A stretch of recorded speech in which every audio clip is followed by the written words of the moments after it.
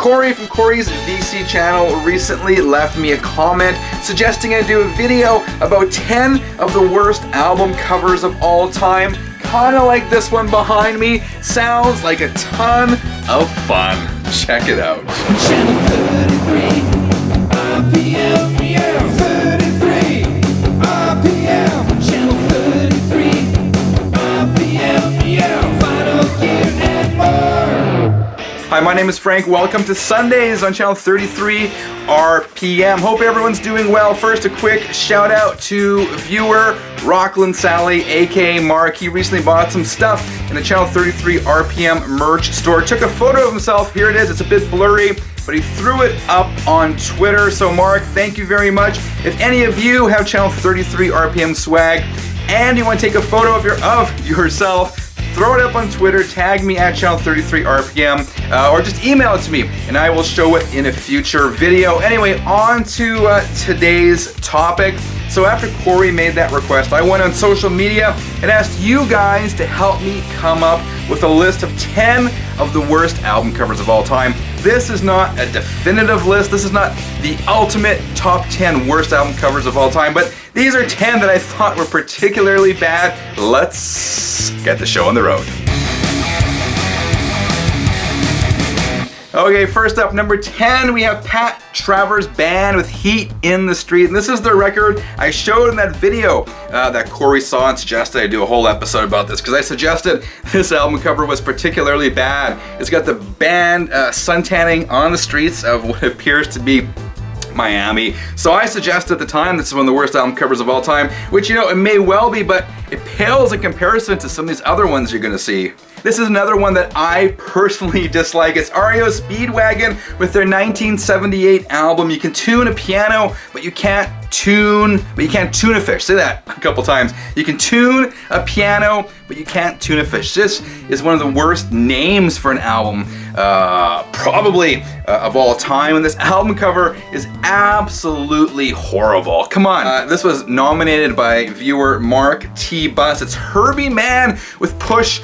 Take a look at this. I just got a photo here I'm looking at, and you know, I'm almost speechless. This was released in 1971. It's a crossover jazz album. He is, this guy's apparently a jazz flutist, but you know, I don't think I can get past this album cover. This is horrible. Next up, we have Miley Jackson with Back to the S bleep bleep T. It isn't always censored, but this particular album cover, this version, it is censored. This is an R&B album released in 1989. It's a live album, and seriously, who thought this cover was a good idea? Crazily horrible. It is Amen by Eric and Beverly Messagey, I don't know. It came out in 1974, and this is, it's not musical. This is, according to this research I did, it's religious sermon album, and Eric is this dummy, and he's manipulated by Beverly Messagey,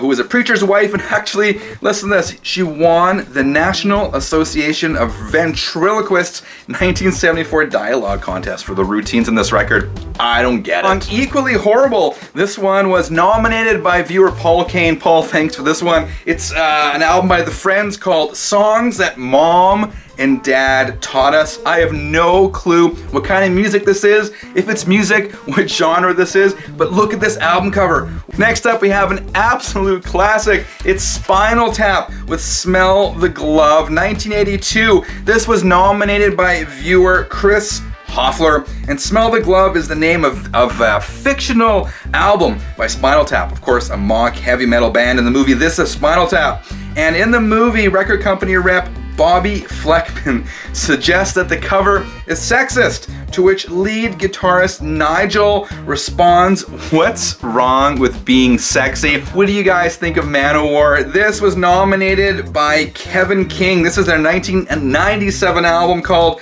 Anthology. And Kevin, when he nominated this, wrote, when it comes to bad album covers, these guys probably deserve a Lifetime Achievement Award. Kevin, I'm not gonna disagree with you. Okay, we got 2 more left. This one comes courtesy of viewer Jax Russell. He nominated Jimmy Orion Ellis for his 1979 album, Reborn. Take a look at this, guys. Take a closer look. What the heck is going on in here? I can't explain it. For those of you who don't know, Jimmy's voice was almost indistinguishable from the King, from Elvis Presley. He was kind of an Elvis Presley imitator. He played rockabilly, and tragically, he actually died in 1998. He was murdered when the pawn shop he owned and was working at was robbed. And finally, number 1, one of the worst album covers of all time. This is, was Snatch. I think that's how you pronounce it, with our album Front to Back, released in 2013. So it's made to look retro. I'm pretty sure this was purposely